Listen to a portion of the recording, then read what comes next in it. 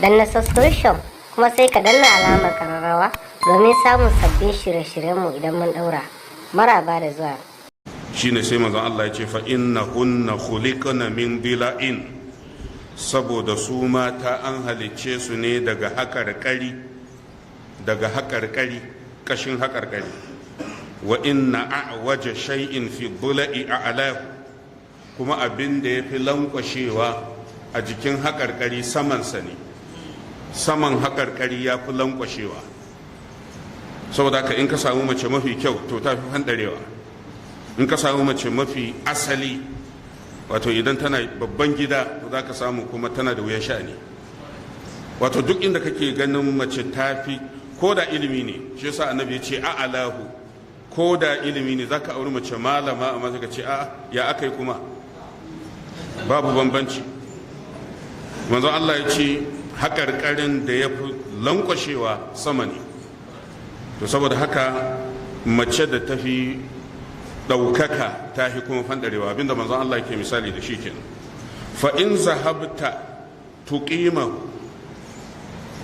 fa in zahabta tuqimuhu kasartahu, idan ka tafi da nufin za ka miƙar da ƙashin haƙarƙari, me zai faru? Annabi ya ce za ka karya.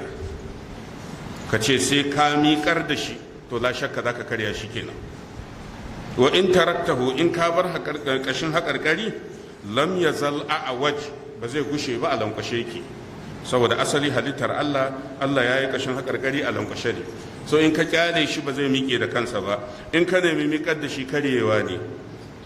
To sai manzon Allah ya ce fastausu bin nisa'i khaira, kaga ya sake dawo da maganar, saboda haka ku rika yi ma juna wasiyar alkhairi game da zama da mata, wato mu rika yi wa juna wasiyar ayi hakuri. Kaga Ibn Hajar ya fara kawo wannan hadisi kafin a shiga ma magana game da zaman aure. Matakin farko hakuri, kuma an samu hadisi mai karfi shine wannan hadisin, don hadisin nan ai kaga ya ce muttafaqun alai, hadisi ne wanda an samu daidaituwa ta wajen riwayarsa a tsakanin al-Imam Bukhari da Muslim. wal lafzu lil Bukhari, lafazin da yazo anan yana sahihul Bukhari.